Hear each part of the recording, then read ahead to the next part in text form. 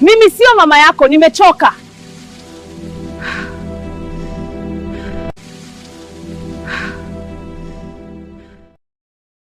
Tom, mimi ni mkeo, usininyanyase. Kama na kunyanyasa, kwa nini unaendelea kukaa hapa? Tom, mimi ni mke wako na si mtumwa wako. Kwa nini unaninyanyasa? Usinipige kelele. Samahani Tom. Melissa, hii ndio mimi nimechoka.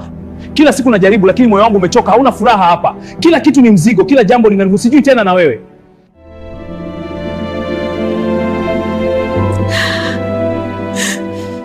Tom, mimi siwezi kushia mwanaume. Kama huwezi kumwacha mke, achana na mimi.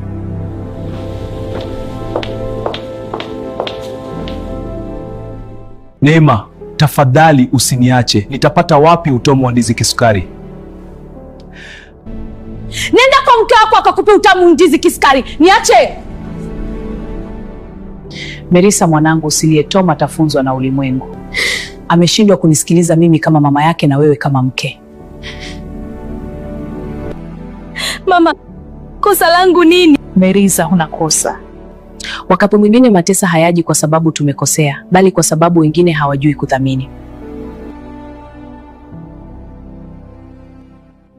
Neema, na kuahidi leo nikirudi nyumbani namfukuza Melissa. Fanya kwa sababu unataka amani ya moyo wako. Mama, siwezi kuulazimisha moyo wangu. Simpendi Melissa. Ni wewe uliyenikia.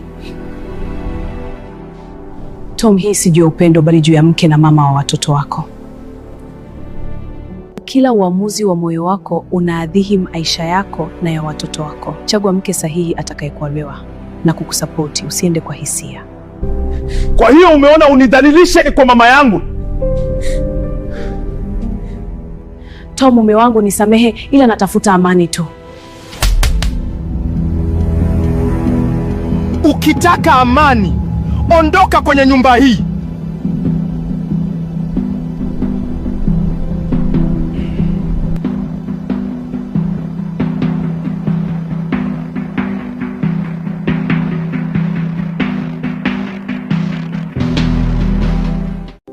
Neema kipenzi, nimeshafukuza ile takataka. Sasa ni muda wetu kula maisha. Tom, hapa sasa umenipa uhuru, nitakupenda daima.